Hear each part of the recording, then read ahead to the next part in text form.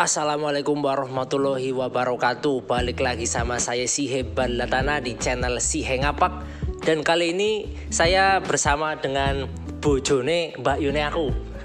Namanya Mas Rifki ya Mas ya. Nanti bisa perkenalan. Sebelumnya untuk pengantarnya, saya akan membahas terkait pernyataan atau statement atau argumen dari Bapak yang disebutkan ini. Nah, itu berita yang sangat benar-benar bukan abal-abal atau dari CNN Indonesia terkait perintah sholat 5 waktu tak ada di Al-Quran. Nah, ini saya udah bersama dengan Mas Rifki, sarjana di Mesir ya Mas ya? Yaman, oh ya Yaman. Jadi beliau dalam ilmu agamanya sangat tinggi. Nah, kita bisa tanyakan kepada pakarnya atau ahlinya terkait perintah sholat 5 waktu tak ada di Al-Quran. Monggo Mas Rifki. Assalamualaikum warahmatullahi wabarakatuh. Ya, ini menarik sekali ya, karena memang hari ini saya diajak berbincang-bincang ya sama adik saya sendiri. Orang yang sudah namanya itu seolah-olah kalau di dunia YouTube itu sudah terkenal di mana-mana. Tapi kali ini yang dibahas itu adalah tentang konten keagamaan, betul ya Mas ya? Betul. Ya, ini nama saya itu tadi sudah disebutkan ya, namanya Muhammad Rifki Ridho ya. Ya memang saya basicnya adalah orang yang agama, kemudian yang menekuni ilmu agama. Menarik sekali tadi yang disampaikan oleh adik saya tentang konten atau cuplikan video yang membuat dia itu bertanya-tanya apakah betul ya kalau sholat 5 waktu itu tidak disebutkan di dalam Al-Quran. Ya, orang itu kan akan berbicara sesuai dengan kapasitasnya. Maka kalau orang yang berbicara itu bukan ahlinya, tentunya dia akan berbicara sesuai dengan kapasitas dirinya sendiri. Tetapi kalau sudah kaitannya dengan urusan agama, lalu ditanyakan apakah betul sholat 5 waktu itu tidak disebutkan di dalam Al-Quran, bahkan kalau lebih ekstrem lagi mengatakan tidak disebut sama sekali di dalam Al-Quran.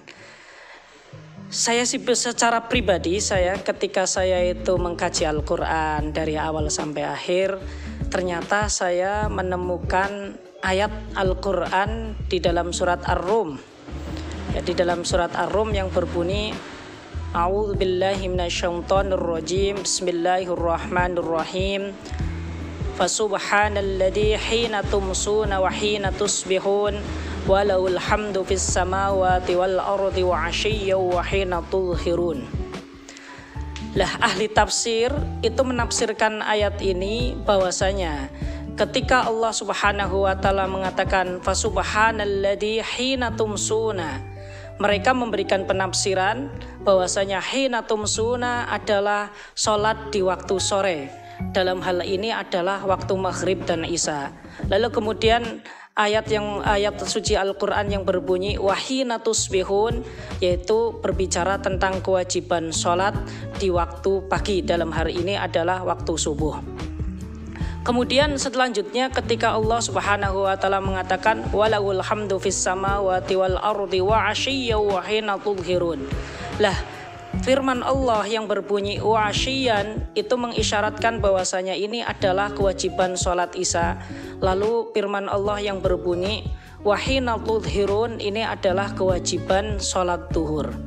Maka sebenarnya secara tidak langsung ayat Al-Quran fasubhanalladzi hina tumsuna wa hina tusbihun walahul hamdu fis samawati wal ardi wa 'ashiyyan wa hina tudhhirun itu memberikan penjelasan tentang kewajiban sholat 5 waktu itu Mas. Jadi itu memang ayat Al-Qurannya itu. Dan penafsiran ini bukan penafsiran saya pribadi ya. Ini disampaikan oleh Imam Ibnu Abbas di dalam penafsiran terhadap ayat ini. Lalu kemudian disampaikan juga oleh pakar-pakar tafsir seperti Imam At-Tabari, Ibnu Jarir At-Tabari. Lalu kemudian disampaikan juga oleh Imam Al-Qurtubi. Lalu disampaikan juga oleh ahli tafsir yaitu Al-Wahidi di dalam kitab-kitab mereka. Tidak perlu saya sebutkan. Ini kalau kaitannya dengan ayat suci Al-Quran. Ya kalau perintah tentang kewajiban sholat itu di dalam Al-Quran itu banyak ya. Ini kalau berbicara tentang kewajiban sholat, diantaranya adalah ayat suci Al-Quran wa aqimus sholat wa atuz zakat warka'u ma'ar raqiin. Ini sebenarnya adalah kewajiban-kewajiban yang memerintahkan kita secara langsung untuk melaksanakan sholat. Jadi ada itu ya, ayat Al-Qurannya itu semacam itu. Oke. Dan pertanyaan kedua nih Mas, kata Bapak dosen UI tersebut di hadis ada tapi cuma hanya 3 waktu, apakah betul? Monggo Mas Rifki. Oke, ini juga sangat menarik ya, apalagi yang pertama membawa Al-Quran lalu kemudian juga membawa nama hadis ya. Jadi dikatakan oh enggak ya, waktunya sholat itu di hadis itu hanya disebutkan 3 saja, yang lain tidak disebutkan. Kalau dalam konteks pernyataan bahwasanya itu hanya 3 saja, yang saya garis bawahi di sini memahami hadis sendiri itu apa gitu. Jadi kita itu harus memahami yang namanya hadis Nabi Shallallahu Alaihi Wasallam itu apa. Apakah hanya sebatas ucapan saja, ataukah mencakup juga perbuatan, ataukah mencakup juga penetapan baginda Nabi Shallallahu Alaihi Wasallam. Kalau misalkan kita berpegangannya hanya kepada ucapan baginda Nabi Shallallahu Alaihi Wasallam, yang kita ajukan pertanyaan kembali juga, yang dilihat itu hanya satu hadis atau beberapa hadis lalu dikumpulkan menjadi satu. Nah kalau kita lihatnya hanya satu hadis saja, maka memang betul ada hadis yang menyebutkan bahwasanya waktu sholat itu 3 saja. Tetapi yang perlu ditegaskan bahwasanya di dalam penetapan sebuah hukum ya tidak hanya berpedoman kepada ayat suci Al-Quran 1 ayat saja atau berpedoman kepada 1 hadis saja, itu tidak, melainkan berpedoman kepada beberapa hadis. Nah makanya untuk menjawab, di dalam hadis dijelaskan nggak bahwasanya waktu sholat itu ada 5. Maka sebenarnya hadis yang paling tepat dan paling soreh serta paling jelas itu adalah hadis yang kaitannya dengan tindakan baginda Nabi Shallallahu Alaihi Wasallam. Ya jadi baginda Nabi Shallallahu Alaihi Wasallam semasa hidupnya itu ya menjalankan sholat itu ya 5 waktu, dan di waktu-waktu tersebut bahkan beliau juga menjelaskan kepada para sahabat waktu sholat subuh, waktu sholat zuhur, waktu sholat maghrib, dan waktu sholat isya itu kapan saja. Ya ini kan kemudian diterima atau ya, hal ini kemudian dibenarkan oleh para sahabat sampai kepada kita juga memang semacam itu. Makanya kalau dalam bahasa ulama fikih, kalau kaitannya dengan sholat itu baik kewajibannya ataupun waktu-waktu sholat, ini termasuk adalah sesuatu yang memang harus diketahui oleh setiap mukallaf. Dan tidak ada seorang pun yang boleh mengingkarinya. Ya terlebih setelah itu disepakati oleh ulama-ulama dalam beberapa abad, lalu kemudian muncul orang baru mengatakan ya seharusnya yang di dalam hadis itu 3, maka sholat itu menjadi 3. Maka kesimpulannya memang yang menjadi dalil yang paling kuat bahwasanya sholat 5 waktu itu pada waktu yang 5 tadi itu adalah perilaku daripada baginda Nabi Shallallahu Alaihi Wasallam. Itu saja saya kira lebih jelas lah. Terima kasih, ini yang bisa saya sampaikan. Oke Mas Rifki, sekarang pertanyaan terakhir Mas Rifki sebelum closing statement. Jadi ini Mas, perintah sholat kan bermula dari peristiwa Isra Mi'raj Mas. Monggo bisa ceritakan peristiwa tersebut agar penonton yang belum tahu jadi tahu bahwa sholat itu awalnya 50 menjadi 5. Terkait pernyataan itu kan katanya tiga waktu dari Bapak dosen UI tersebut. Nah karena ada peristiwa Isra Mi'raj jadinya tuh seolah-olah bisa mematahkan statementnya Bapak dosen UI tersebut loh. Apakah Bapak dosen UI tersebut itu belum belajar atau gimana ya Mas ya? Nah monggo bisa diceritakan biar lebih konkret dan lebih jelas bahwa ini loh ada ceritanya dari Isra Mi'raj. Monggo Mas. Wah pertanyaan yang bagus sekali ini ya.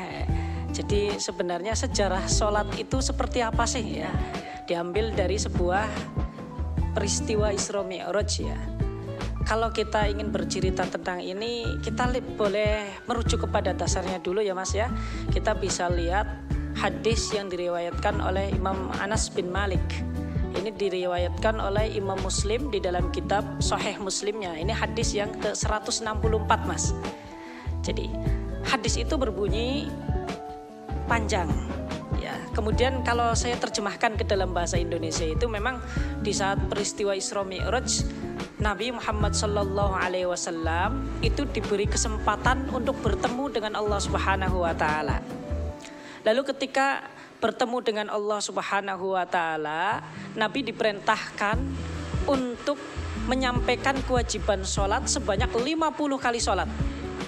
Lah karakter baginda Nabi Shallallahu Alaihi Wasallam itu kan Nabi yang pendiam, Nabi yang nurut lah kalau di dalam cerita para Nabi.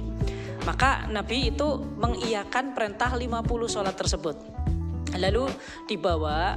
Nah ketika turun ke langit, Nabi itu dihadang oleh Nabi Musa alaihi salatu wassalam. Lah kita kan tahu sendiri kan, kalau Nabi Musa alaihi salatu wassalam itu kan mendapat julukan Kalimullah.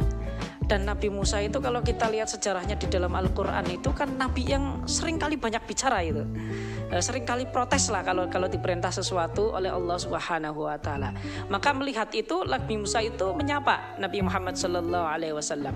Ditanya itu, seolah-olah pertanyaannya ingin memastikan Muhammad itu benar gak sih bawa sholat 50 lalu akan disampaikan. Nah Nabi Musa itu menanyakan, Muhammad apa yang kau dapatkan dari Tuhanmu? Lalu dijawab, saya diberi tugas untuk menyampaikan kewajiban sholat sebanyak 50 waktu.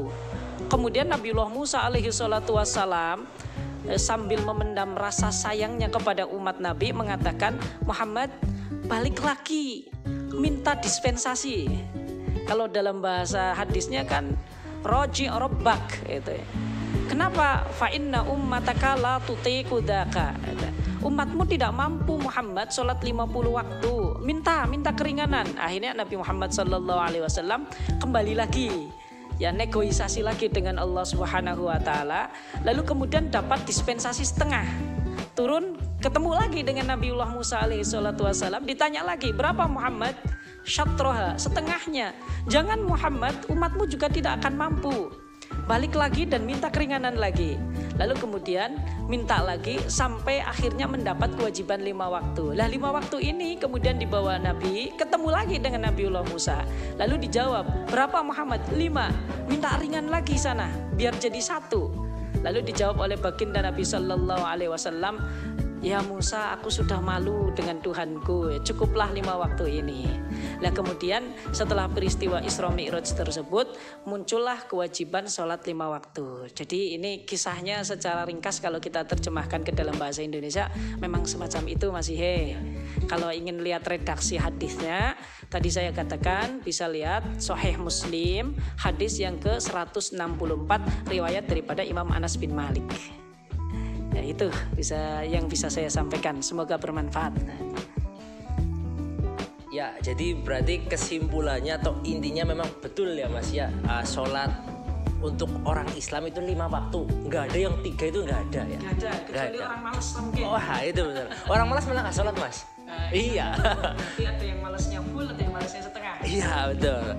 Ya mungkin segitu saja video saya bersama bojone Mbak Yune saya, yaitu Mas Rifki, terkait pernyataan dari dosen UI tersebut mengenai sholat di dalam Quran itu nggak ada perintahnya sholat 5 waktu, dan di dalam hadis itu cuma hanya 3 waktu, dan itu langsung dibahas itu diskakmat langsung sama pakarnya atau sama bisa dikatakan ahlinya dalam ilmu agama Islam yang kebetulan juga lulusan Yaman ya Mas ya.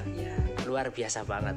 Dan mungkin segitu saja video dari kami berdua. Terima kasih. Ambil sisi positifnya, jika ada tutur kata atau perkataan kami yang kurang berkenan mohon dimaafkan. Terima kasih. Assalamualaikum warahmatullahi wabarakatuh. Waalaikumsalam.